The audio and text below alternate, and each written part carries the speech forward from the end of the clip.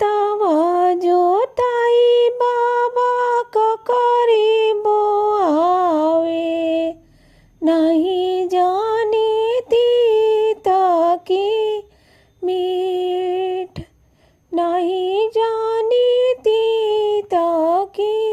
मीठ काई देखी बाबा मोरे केतवा जोतवाला काई देखी ककरिबो आय काई देखी ककरिबो आय माटी देखी बेटी हो केतवा जोतवानी बीजा देखी ककरिबो आय बीजा देखी ककरिबो आय भीतरा के हाल जानी ने बेटी नहीं जननी तीत की मीठ भीतरा के हाल जननी नाय बेटी नहीं जननी तीत की मीठ काई देखी बाबा मोरे तिलक चढ़वाला काई देखी रचला मिया काई देखी रचला मिया भीतर के हाल जनलाए नए पापा रचैला बेटी के मिया रचैला बेटी के बिया घर देखी बेटी मोरा तिलक चढ़वानी बर देखी रचिला बिया बर देखी रचिला बिया भीतर के हाल जननी नय बेटी नहीं जननी करम के बार नहीं जननी करम तोहार जड़ी पोछी बाबा हो जाएंगे बैठवाले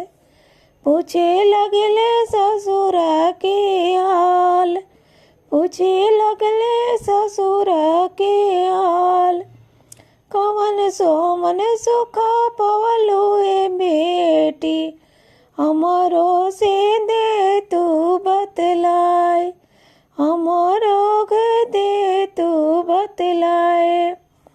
खाड़ चिरंजी के भुंजियाए पापा करुआ तेल कलार करुआ तेल कलार फूल के से जिया लगाईनी पापा से जिया सोइला अकेल से जिया सोइला अकेल जोरे नौआ हो तोहरी नौअरिया जोरे पंडित तोरो वेद जोरे नौआ हो तोरे नौअरिया जोरे पंडित तोरो वेद हमारो जे बेटी के ऐसन खोजलो से जिया पे सवेलिया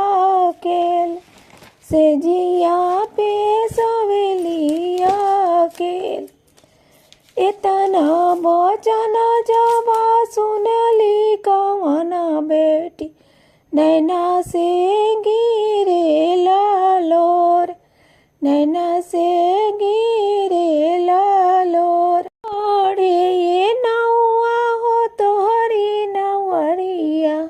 बड़े ये पंडित जी तोरो वेद बड़े ये पंडित जी तोरो वेद